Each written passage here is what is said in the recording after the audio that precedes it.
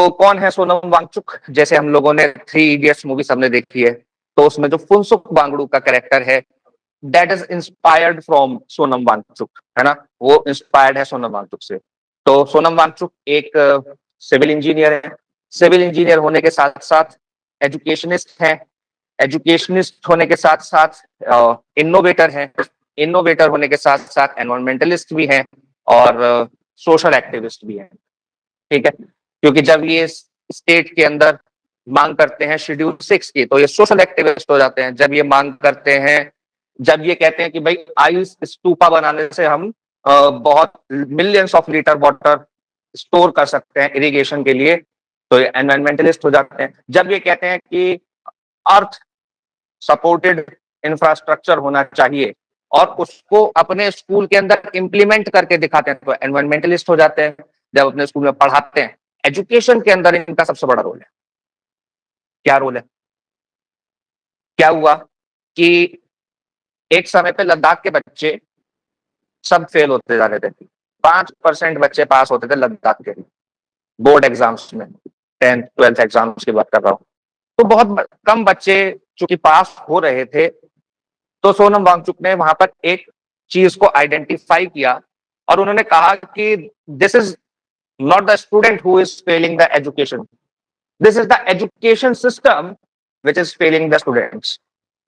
Education system fail कर रहा है स्टूडेंट को, स्टूडेंट फेल नहीं हो रहा एजुकेशन में। कैसे?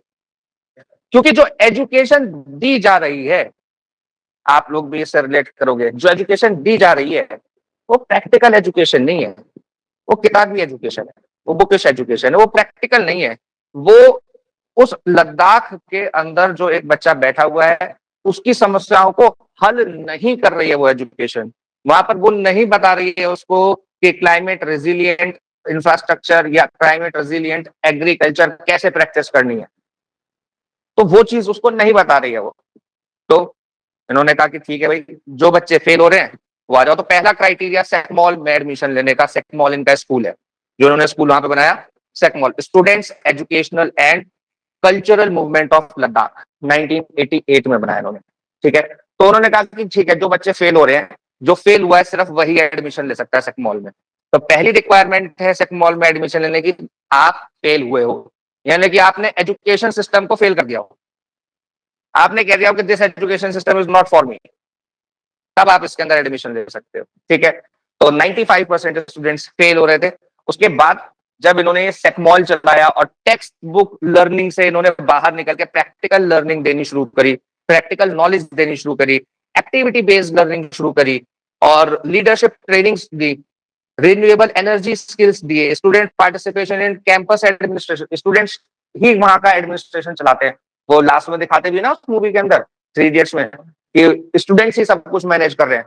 तो वो सही में अब जिन्होंने स्कूल मैनेज कर लिया उतनी इस छोटी उम्र में, वो आगे चल के क्या मैनेज नहीं कर सकते? वो बड़ी बड़ी कंपनीज मैनेज कर सकते हैं, वो स्टेट को मैनेज कर सकते हैं, वो कंट्री को मैनेज कर सकते हैं। वो उनके अंदर मैनेजरियल स्किल उससे ज्यादा होंगी जो एक एमबीए करके बच्चा आया है ना। एक तो हो गया जो पैशन के साथ एमबीए कर रहा है, उसकी बात और है, लेकिन जो जनरल नॉर्मल एमबीए है उससे ज्यादा इनके पास स्किल्स होंगे। हाँ, इसमें गवर्नमेंट का सपोर्ट भी है, इसके अंदर गवर्नमेंट का सपोर्ट भी इनको मिला था शुरुआत में, है ना। और इसके बाद शुरुआत में नहीं मिला था, लेकिन जब इन्होंने स्कूल शुरू कर दिया, अच्छा ऐसा नहीं है कि ये पुराने समय से इनके दादा परदादा वो सब भी सोशल एक्टिविस्ट और एजुकेशन के अंदर लद्दाख के अपलिफ्टमेंट में वो सब काम करते आए हैं। तो ऐसा नहीं है, इन्होंने जो शुरुआत में स्कूल खोला वो तो अपने पैसे से खोला, लेकिन ऑपरेशन न्यू होप शुरू किया 1994 में। इसके अंदर इनको गवर्नमेंट कोलैबोरेशन मिला, गवर्नमेंट से, विलेज कम्युनिटीज से, टीचर्स और स्टूडेंट्स का कोलैबोरेशन करके इन्होंने ऑपरेशन न्यू होप शुरू किया 1994 के अंदर। ठीक है, तो इसके अंदर ट्रेनिंग देना, विलेज एजुकेशन कमिटीज बनाना, तो एक एक विलेज में जाके एजुकेशन कमेटी बना के कैसे एजुकेशन देनी है उनको ट्रेनिंग देना, चाइल्ड फ्रेंडली और लोकली रेलिवेंट एजुकेशन देना, ऐसे नहीं कि टेक्स्ट बुक रटा दिया, वो वाली एजुकेशन। ठीक है, तो मेजरेबल इम्पैक्ट है इसका, ऐसा नहीं है मेजरेबल इम्पैक्ट नहीं है। जो पहले 5% बच्चे पास हो रहे थे, 75% बच्चे पास होने लग गए। तो रिजल्ट कहां से कहां पहुंच गया? 5% से 75% पहुंच गया। तो एजुकेशन, इसलिए ये कहते हैं, thus Wangchuk demonstrated that children were not failing the education, were not failing the education system, the education system was failing the children. Education system fail कर रहा था चिल्ड्रंस को, ठीक है। एनवायरमेंट के अंदर आइस स्तूपा इन्होंने बनाया, और आइस स्तूपा बनाने के लिए इनको मिलता है रेमन मैगसेसे अवार्ड। और उसके अलावा 30 million litres of water, 6 ice Magsaysay award ने साइटेशन दिया इसको। आइस स्तूपा बताता हूँ। आइस स्तूपा क्या होता है कि सर्दियों में बर्फ गिरी, सर्दियों में बर्फ गिरी, और उसके बाद जब गर्मियों का मौसम आया, स्प्रिंग आया, तो बर्फ पिघल गई। लेकिन इन्होंने कहा कि अब इस बर्फ का हम यूज कर सकते हैं। इन्होंने कहा कि उस आइस को स्तूपा की तरह, यानी कि इस शेप में इकट्ठा कर लो, ऊपर ऊपर ऊपर ऊपर जमाते जाओ। तो वो जब उन्होंने जमाना शुरू किया, तो इससे क्या हुआ, सरफेस एरिया, आइस जो पहली हुई थी पूरे में, वो एक जगह इकट्ठा हो गई। सरफेस एरिया उसका कम हो गया, आइस का। सरफेस एरिया आइस का कम होने से क्या हुआ, जो धूप उसके ऊपर पड़ रही है, जो गर्मी उसके ऊपर पड़ रही है, वो उसको पिघलाना कम करेगी, कम पिघलाएगी ना, क्योंकि सरफेस एरिया कम हो गया, कम हीट ट्रैप करेगा। कम हीट ट्रैप करेगा तो क्या होगा, धीरे धीरे पिघलेगा। तो गर्मी के मौसम में, स्प्रिंग के मौसम में इरिगेशन के काम आता है। और जो देखो, रमन मैगसेसे अवार्ड जो दिया ना, उसके अंदर साइटेशन भी मिला इनको। इनको साइट करते हुए बोला कि 6 आइस स्तूपास जो हैं, वो approximately 30 million litre water store करते हैं। 30 मिलियन लीटर, ठीक है। तो जो लोकली वहां का एक मौसम है, जब गर्मियां होती है तो वहां पे पानी की कमी हो जाती है। वैसे तो सर्दियों में वहां पे बर्फ गिरती है, लेकिन गर्मियों में पानी की कमी हो जाती है, तो उस समस्या को सुलझाने में उन्होंने हेल्प करी, इसलिए इनको रमन मैगसेसे अवार्ड मिला। ठीक है, समझ में आया क्या होता है स्तूपा? स्तूपा बना दिया वैसा इसका, सिंपल है ना, सिंपल टेक्नोलॉजी, लेकिन उसका यूज, इनोवेशन। ठीक है, सस्टेनेबल आर्किटेक्चर के अंदर इन्होंने काम किया। कैसे? जो सेकमॉल स्कूल बनाया उसके अंदर सोलर एनर्जी है, अर्थन कंस्ट्रक्शन है, यानी कि जो अर्थ से चीजें मिली हैं, कुछ बाहर से लेकर नहीं आया, सीमेंट नहीं लगाया, कुछ नहीं, जो अर्थ से चीजें डायरेक्टली मिलती हैं, उन्हीं चीजों का यूज करके कंस्ट्रक्शन किया। नेचुरली इंसुलेटेड रहते हैं, अंदर से गर्म रहते हैं, सर्दी के समय में वो अंदर से गर्म रहते हैं नेचुरली। ठीक है, इस तरीके का कंस्ट्रक्शन है। वेस्ट मैनेजमेंट और फॉसिल फ्यूल के ऊपर सबसे कम डिपेंडेंस रखना, क्योंकि वो पूरा का पूरा सोलर एनर्जी से पावर्ड है ना, तो पावर कहीं से नहीं ले रहे। His work demonstrated how traditional knowledge can be combined with modern engineering. ठीक है, और इंडियन सोल्जर्स के लिए कंट्रीब्यूशन, इन्होंने portable solar heated military tent बनाए, जिसके अंदर बाहर शायद सर्दी पड़ रही है, अंदर गर्मी रहती है। वो क्या करता है कि दिन में तो सोलर एनर्जी को एब्जॉर्ब करता है, और रात को वही हीट अंदर रिलीज करता है, जिसके अंदर 10 के आसपास सोल्जर्स रह सकते हैं। इससे जो हाई एल्टीट्यूड पे बैटल ग्राउंड्स हैं, जैसे सियाचिन है, द्रास सेक्टर है, द्रास सेक्टर के अंदर ही आता है सियाचिन, है ना, तो Siachen is the highest battle ground of the world, कहीं भी एग्जाम में पूछ लेते हैं, तो Siachen is the highest battle ground. Galwan है, वहां भी बहुत ठंड पड़ती है। तो ऐसी जगहों पर गर्म करने के लिए क्या करते थे, केरोसिन का यूज करते थे, कोल का यूज करते थे। तो केरोसिन और कोल से एनवायरमेंट को नुकसान होता है उसको जलाने से, तो उन्होंने सोलर टेंट की व्यवस्था करी, जिससे कि कुछ भी जलाना ना पड़े। ठीक है,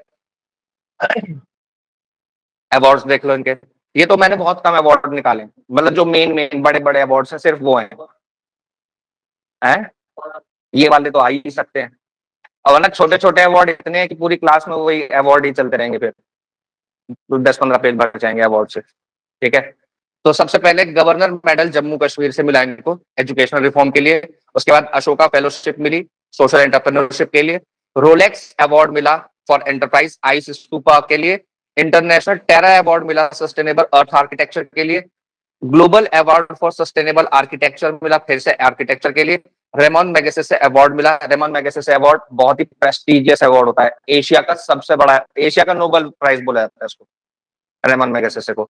इंडिया में 2-3 लोगों को ही मिला है। ठीक है, उसके अलावा eminent technologist of Himalayan region, IIT Mandi के अंदर इन्होंने टेक्नोलॉजिस्ट की तरह काम किया आईआईटी मंडी को स्टैब्लिश करने में। ठीक है, तो बहुत बड़ा कंट्रीब्यूशन है इनका इंडिया की सोसाइटी में, इंडिया की टेक्नोलॉजी में, इंडिया के अंदर इनोवेशन में, जबकि हमारी सरकार आर&डी में बिल्कुल खर्चा नहीं करती। ठीक है, तो ऐसे माहौल में इन्होंने इनोवेशन को जगाए रखा। इन्होंने सोशल एक्टिविज्म को जगाए रखा ऐसे समय में जब एक्टिविज्म को सरकार बिल्कुल खत्म कर देना चाहती है, सवाल पूछने को बिल्कुल बंद कर देना चाहती है कि सवाल पूछे ही ना जाए।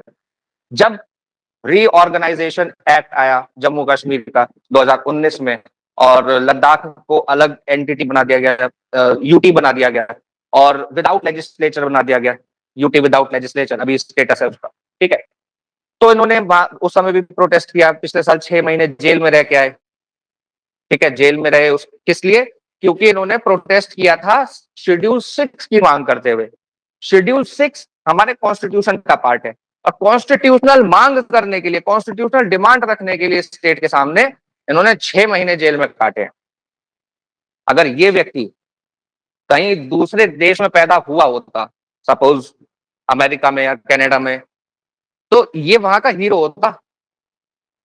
सिर्फ सरकार के लिए ही नहीं, लोगों के लिए भी हीरो होता। लोगों के लिए तो चलो यहाँ भी है, लेकिन वो बहुत कम लोग हैं जिनके लिए हीरो है। हमारे तो हीरो सलमान खान, शाहरुख खान, आजकल कौन से चल रहे हैं? टाइगर श्रॉफ, हाँ, रणबीर सिंह, है ना, तो ये सारे हीरो हैं हमारे लिए। लेकिन असली हीरो साइंटिस्ट ये होते हैं, इनोवेशन जो करते हैं। साइंटिस्ट भी अलग अलग तरीके के होते हैं, ठीक है। कुछ साइंटिस्ट ऐसे भी होते हैं जिन्होंने एटम बॉम्ब बनाए, है ना, वो साइंटिस्ट नहीं, जो पॉजिटिव तरफ काम कर रहे हैं, ठीक है। तो ये इनका अभी क्या कर रहे हैं ये? अभी ये जंतर मंतर पे बैठे हैं, और जंतर मंतर पे बैठे बैठे मेरे ख्याल से कितने दिन हो गए, 16-17 दिन हो गए, है ना, 20 दिन हो गए हंगर स्ट्राइक को। आज 19, कितना, आज 20वां दिन है। 9 किलो वजन कम हो गया इनका हंगर स्ट्राइक पे बैठे बैठे। और अगर आप लोग वीडियोस देखोगे तो आपको वीडियो देख के लगेगा कि बहुत ही कमजोर आदमी हो चुका है ये, और बहुत ही, मतलब उनसे खड़े होकर चला भी नहीं जा रहा, खड़े होकर चलने के लिए भी उनको मदद लग रही है, ठीक है। 19th डे है, 16 जुलाई, यानी कि कल 19th डे था, आज 20th डे है, सही कह रहे, 20th डे है आज, ठीक है। तो अभी इनकी क्या मांग है? सिर्फ इतनी सी मांग है कि धर्मेंद्र प्रधान इस्तीफा दे दे। जिनका क्या कॉन्ट्रीब्यूशन है समाज के अंदर? धर्मेंद्र प्रधान का केवल और केवल ये कंट्रीब्यूशन है कि वो भाजपा युवा, जो उनका यूथ विंग है, उसके लीडर रहे हैं, और उड़ीसा के अंदर ये एबीवीपी से प्रेसिडेंट बने थे, और उसके बाद मिनिस्टर बन गए, और किसी किसी लोगों के बेस्ट फ्रेंड भी हैं, ठीक है। तो गवर्नमेंट क्या कह रही है इसके अंदर? गवर्नमेंट ने अभी तक कुछ नहीं कहा, गवर्नमेंट का कोई रिस्पॉन्स नहीं है। लेकिन दिल्ली हाई कोर्ट में एक पेटिशन डाली गई, पीआईएल डाली गई, कि इनको फोर्स फीड कराया जाए, है ना। क्यों? मेडिकल एड, हाँ, जो लॉ वाले हैं जिन्होंने एलएलबी कर ली है वो बताएं क्यों डाली है उन्होंने पेटिशन, क्या अधिकार है कि किस किस प्रोविजन के अंदर वो चीज एंटरटेन की जा सकती है। जी ईशानी। Sir article 21। आर्टिकल 21 आपको क्या राइट टू डेथ भी देता है क्या? राइट टू डाई भी देता है क्या आर्टिकल 21? जी गुनिका जी। नहीं सर, किसी किसी को, किसी किसी को नहीं देता। जो टर्मिनली इल है, जो परमानेंट वेजिटेटिव स्टेट में है, केवल उसी को देता है अधिकार। राइट टू डाई का नहीं, वैसे नहीं देता, पैसिव यूथेनेशिया देता है सिर्फ, एक्टिव यूथेनेशिया नहीं देता, वो एक अलग चीज है। लेकिन क्या सुसाइड कर सकता है आदमी? क्या ये सुसाइड है? अगर मैं भूखा रहूं, मैं कहूं कि मैं नहीं खा रहा हूं, मेरी मर्जी, मेरी बॉडीली ऑटोनॉमी है, लेकिन उससे मैं इवेंचुअली मर जाऊंगा। और अगर मैं जहर खाऊंगा तो भी इवेंचुअली मर जाऊंगा, फांसी लगाऊंगा तो भी इवेंचुअली मर जाऊंगा। तो जब इवेंचुअली एक ही चीज होनी है, तो क्या सभी चीजें बराबर नहीं है? क्या ये सुसाइड नहीं है? तो सेक्शन 226 है शायद बीएनएस का, जिसके अंदर सुसाइड के लिए, अटेम्प्ट टू सुसाइड के लिए 1 साल की जेल है, तो क्या इनको 1 साल की जेल हो जानी चाहिए?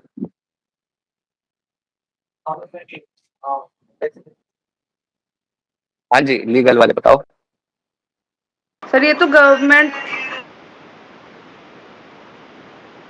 गवर्नमेंट नहीं, आप लीगल पॉइंट बताओ ना। सर, ये तो सर नहीं होनी चाहिए। क्यों, क्या डिफरेंस है? करने के लिए थोड़ी सर ना नहीं, रिजाइन नहीं करेंगे वो। जीडी अग्रवाल भी मर गए थे, क्या हो गया फिर? जीडी अग्रवाल कौन थे? वो 111 दिन स्ट्राइक पे बैठे थे, कह रहे थे गंगा साफ कर दो, जबकि सरकार का प्रोजेक्ट है नमामि गंगे, गंगा साफ करने के Excuse लिए। me, sir. हाँ जी। Sir, Dr. G.D. Agrawal was my grandfather. अच्छा, Yes, sir. अनुष्का अग्रवाल जी के ग्रैंडफादर थे जीडी अग्रवाल जी।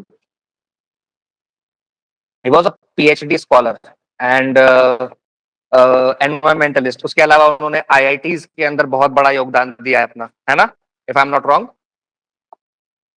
Yes, sir.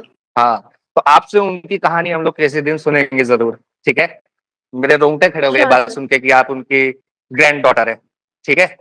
क्योंकि GD Agarwal is one of the person जिनको मैं बहुत ज्यादा एडमायर करता हूँ, ठीक है? तो जीडी अग्रवाल ने अपनी जान दे दी थी, किस लिए? इस सरकार के अगेंस्ट लड़ते हुए गंगा की सफाई के लिए। तो इसी तरह ये भी बैठे हैं हंगर स्ट्राइक पे, और दोनों ही आईआईटी में अपना योगदान दे चुके हैं। वो भी बहुत पढ़े लिखे आदमी थे, पीएचडी स्कॉलर थे, बल्कि उनके बारे में हम लोगों को पढ़ना चाहिए, ना तो एग्जाम में कहीं पूछा जाता उनके बारे में। ये this is a sad state of affair हमारे देश के लिए कि ना तो उनके बारे में कहीं एग्जाम में पूछा जाता, ना ही न्यूज़पेपर बहुत ज्यादा कवर करा, उस टाइम पे भी नहीं बहुत ज्यादा कवर करा न्यूज़पेपर्स ने, ना तो अब कोई स्टोरी इस तरीके से। तो दिस इज वेरी सैड। लेकिन इन लोगों का ही कॉन्ट्रीब्यूशन है कि हमारा देश आज चल पा रहा है, ठीक है? तो इन लोगों की अगर नहीं सुनी जाएगी तो किसकी सुनी जाएगी? अब ये कह रहे हैं कि भाई मैं मर जाऊंगा, मैं खाना नहीं खाऊंगा, तो क्या सुसाइड है? क्या आर्टिकल 21 हमको मरने का अधिकार देता है? तो नहीं देता अधिकार। लेकिन आर्टिकल 19(1)(a) देता है राइट टू एक्सप्रेशन, और ये भी एक एक्सप्रेशन है। हंगर स्ट्राइक करना भी एक एक्सप्रेशन है, और वो अपने लिए थोड़े कुछ मांग रहे हैं ना। जीडी अग्रवाल अपने लिए कुछ मांग रहे थे, ना ये अपने लिए कुछ मांग रहे हैं कि मुझे ये पद दे दो या मुझे आरक्षण दे दो। या तो लोग आरक्षण के लिए स्ट्राइक करते हैं, आंदोलन करते हैं, सरकार आरक्षण देती है ना? 50% की सीलिंग भी ब्रीच कर देती है, फिर सुप्रीम कोर्ट को रोकना पड़ता है, नहीं नहीं रुक जाओ। लेकिन इन लोगों की मांगे नहीं सुनी जा रही, जो कि बहुत ही खराब है। तो एक डेमोक्रेटिक कंसर्न खड़ा करता है कि भाई उनको ये स्ट्राइक, हंगर स्ट्राइक करनी ही क्यों पड़ रही है, करनी ही जरूरत ही क्यों पड़ रही है?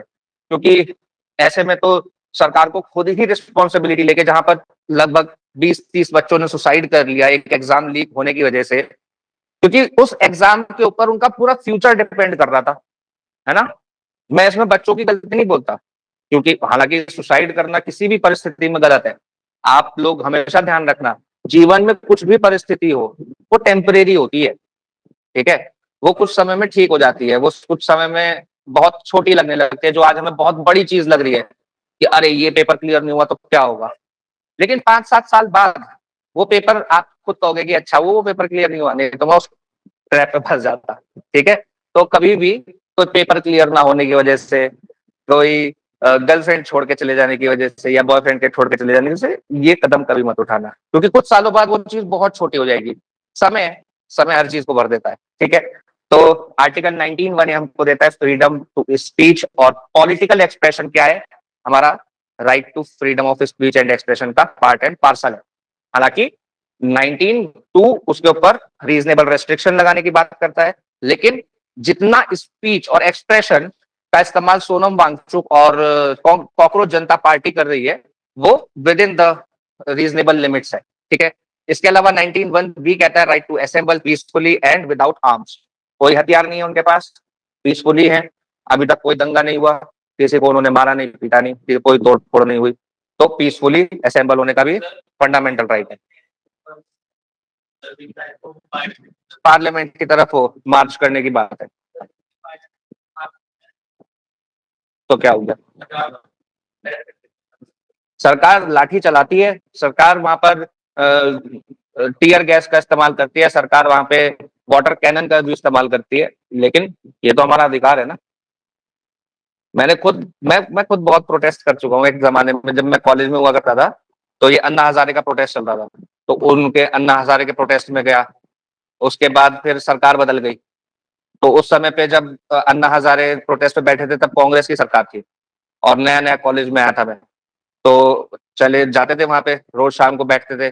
आंदोलन वैसा होता गया, उसमें बाबा रामदेव भी आ गए और तमाम बड़े-बड़े लोग आने लग गए। तो वहाँ पे वाटर कैनन, लाठी चार्ज ये सब भी हुआ।